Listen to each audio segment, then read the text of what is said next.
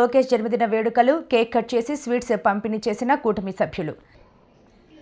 Kakinada rural మండలం తూరంగి గ్రామంలో విద్యాశాఖ మంత్రి నారా లోకేష్ 43వ జన్మదినాన్ని పురస్కరించుకొని గోపీకృష్ణ కాలనీ అంగన్వాడీ స్కూల్ నందు మాజీ ఎంపీటీసీ పితాని వెంకటరాము ఆధ్వర్యంలో కూటమి సభ్యులు స్కూల్ పిల్లల మధ్య కేక్ కట్ చేసి బిస్కెట్లు, చాక్లెట్లు స్కూల్ విద్యార్థులకు పంపిణీ చేశారు. ఈ సందర్భంగా పితాని మాట్లాడుతూ పంచాయతీరాజ్ వ్యవస్థలు గ్రామాల్లో అభివృద్ధి పరుగులు తీస్తున్నారని, రూరల్ ఎమ్మెల్యే పంతం వెంకటేశ్వరరావు వసంత పంచమి వేళ తూరంగి గ్రామంలో సుమారు 70 లక్షల రూపాయలు సిమెంట్ రోడ్లు ప్రారంభించిన సందర్భంగా ఎమ్మెల్యేకు కూటమి సభ్యులు అభినందనలు తెలిపారు. ఈ కార్యక్రమంలో జనసేన నాయకులు, మాజీ ఎంపీటీసీ పితాని వెంకటరాము, అగ్నికుల క్షత్రియ డైరెక్టర్ తిరుమణి కుమారస్వామి, కాలగోపి, కోటారి వీరబాబు, అడబాల యశ్వంత్ కుమార్, తెలుగుదేశం నాయకులు బొడ్డు దేవరాజ్, మేడిశెట్టి అనిల్, సంగాని ధనలక్ష్మి, కర్రి దానవీర, ఓలేటి నూకరాజు మరియు లోవా లక్ష్మి, మల్లేశ్వరి తదితరులు పాల్గొన్నారు.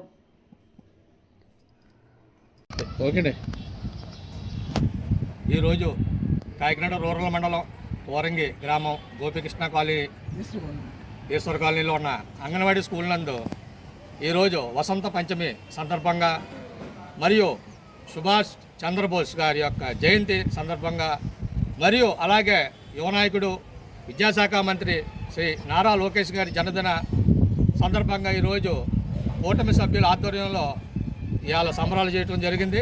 ముఖ్యంగా విద్యాశాఖ మంత్రి గారు కూటమి సభ్యులు వచ్చిన తర్వాత ఎంతో అభివృద్ధి జరుగుతుంది. అలాగే మా నాయకుడు శ్రీ పవన్ కళ్యాణ్ గారి యొక్క ఆదేశాల మేరకు గ్రామాలు కూడా అభివృద్ధి చెందుతున్నాయి.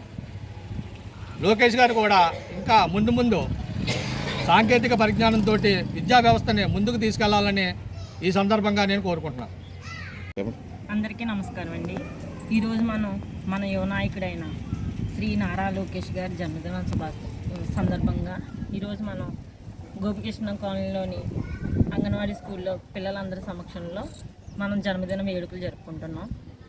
చాలా సంతోషంగా ఉంది. మన నారా లోకేష్ గారు విద్యాశాఖ మంత్రి అయ్యి డిఎస్సి నోటిఫికేషన్స్ తీసి, అలాగే ఐటీ శాఖ మంత్రివర్యులయ్యి కానిస్టేబుల్ నోటిఫికేషన్ తీసి చాలా అభివృద్ధి చేశారు. ఇలాగే భవిష్యత్తులో కూడా గ్రూప్స్ నోటిఫికేషన్ తీసి నిరుద్యోగ వ్యవస్థను నిర్మూలించాలని, యువతకు మరింత ఉద్యోగ అవకాశాలు అందించాలని కోరుకుంటూ మనస్ఫూర్తిగా కృతజ్ఞతలు.